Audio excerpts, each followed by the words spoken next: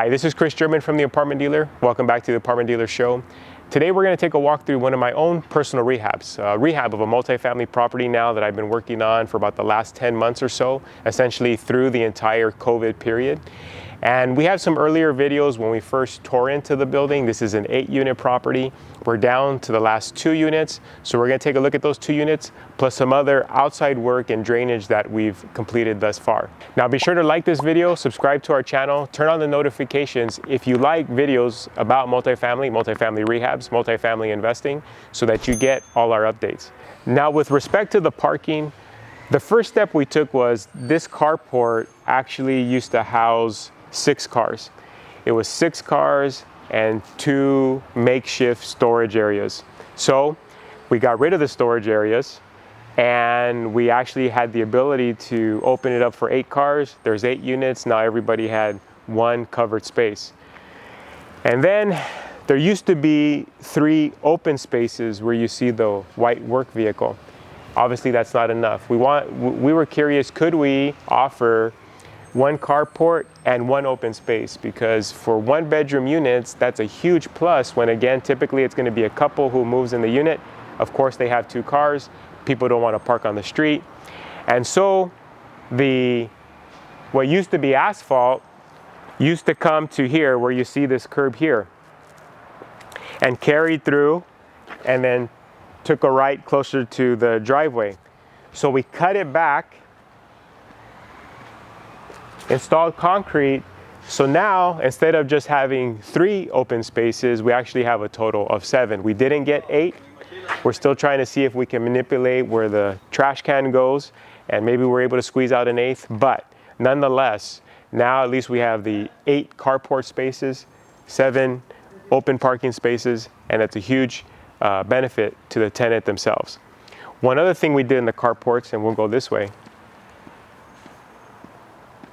is we actually tore out all the old storage cabinets for 2 reasons. Number 1, because this originally was built as 6 carports, not everybody had a storage once we opened it to 8. Second, they were essentially falling apart. So now we have an individual storage unit for each carport, and these are huge storage areas. So again, it's one of those things where the more storage you can offer a tenant, the more appealing it is, the more that they can substantiate whatever the rental rate is that you may be asking. Now, in our earlier segment, and we'll have some pictures here, you'll notice that this before was completely asphalt and it was torn up at that. And the issues we were having during the raining season was that all the water was puddling. So we could have done a cheap fix and just put a slurry, an asphalt slurry, on top of what was existing. And if you watch any of our previous videos, that's just not my style. So we tore everything out. We installed concrete all the way through. And now the water essentially, and I'll have you follow me, the water grades either to the street or it grades to these drainage grills that we have now. So now the water either pushes to the street, comes here, hits these drainage grills and goes all the way, and I'll have you follow me, all the way along to the edge of the carport, and then we drain out towards the street. So the water drains the full length of the carport, comes through this notch which was already existing, and this is how they were throwing the water originally, but they just were throwing it into the dirt. Comes along this notch in the concrete, comes along the exterior of the carport,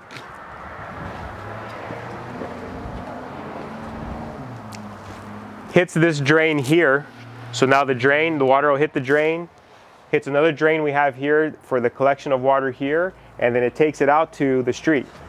So the water is underground in a drainage pipe, hits here, and then as the water fills, this actually opens up and allows the water to continue onto the sidewalk. That was a better alternative than had we taken the drain, had to cut the concrete, get the city involved in order to drill a hole in the curb.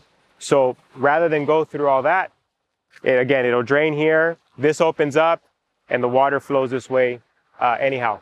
Now, in this building, we installed split AC units. Why?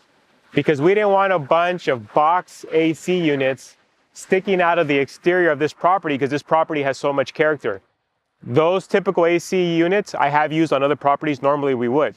This is actually the first time we're using a split AC unit, and it was really at the suggestion of our contractor because of the construction style, the appeal of the building. Did we want all kinds of cutouts for AC? So we went with split AC units. So if you follow me this way, you'll see that that's what they're actually doing. Is here's the line set for the AC unit for the top unit there. The condensers are installed on top of the roof. It's a flat roof. And then they run the line sets to the actual AC units. And the AC unit is both an AC and a heater.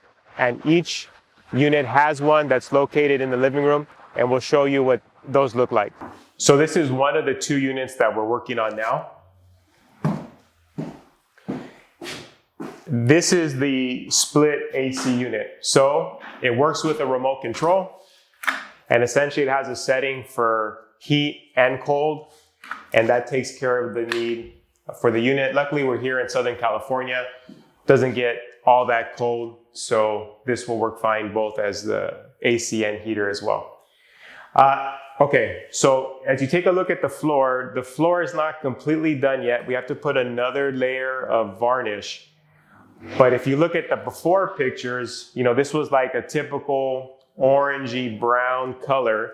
And because we want to keep the original wood floors, but also give it an updated feel, we sanded the floors, bleached the floors, stained the floors, so that we could get this real light wood color to complement the color scheme that we have.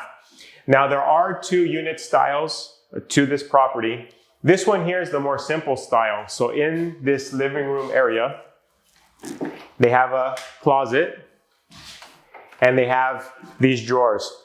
In the other style, and we'll have a picture, there's actually almost an entertainment center. So this unit in that sense is a little bit more simpler, but because we're in a corner unit, you have these great corner windows that flank both walls that really gives the unit an open feel. I think that's gonna really help us when we get ready to rent it here soon. The bathroom, again, because we're trying to give it an updated modern feel, but still stay with the aspect of the building itself. So our interior designer suggested we go with these hexagon small tiles to complement the larger black tiles. And of course we have the black accents with the subway tiles on both sides of the wall.